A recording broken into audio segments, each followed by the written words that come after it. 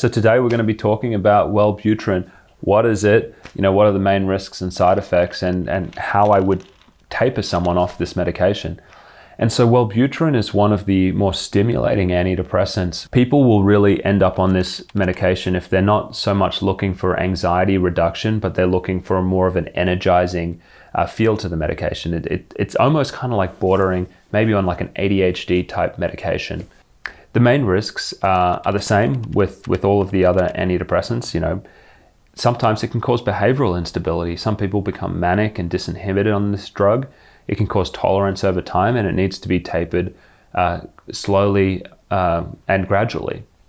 So how would you taper something like Wellbutrin? If you're on multiple medications, I always think Wellbutrin is like a great one to start with because it is more stimulating, which means that it may worsen your anxiety, and sometimes it can have an effect on sleep. So if you've got like a benzodiazepine and Wellbutrin, do the Wellbutrin first. That's going to be easier. The next thing is that Wellbutrin is really commonly used in extended release formulations. And so these are specifically designed capsules that release the drug slowly over time. If you're tapering Wellbutrin, you're going to want to transition to the original Wellbutrin, which was actually given 3 times a day. And so you need to find the generic Wellbutrin, and these are tablets, and you could do dry cuts. And so what that means is you would take a razor or a little emery board or a file, and you would get a scale, and you would slowly kind of grind off sections of each of the pills, and you would gradually lower it at a rate of 5 to 10% every 2 to 4 weeks. You could do that in one big jump, or you could do it in a micro taper. Usually micro taper is smoother. Probably the easiest way to do this is to actually get Wellbutrin compounded. So you want to get the generic active pharmaceutical ingredient of Wellbutrin compounded into a liquid solution. And that way you could just draw it up in a syringe.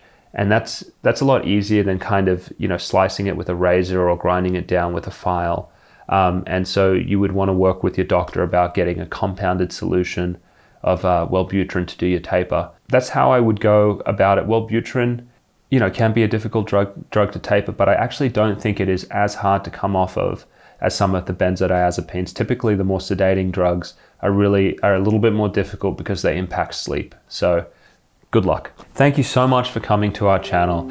Watching these videos, talking about the content, telling your doctor about these things, this is making a huge impact on the way psychiatry is being practiced. And so thank you for being a part of that.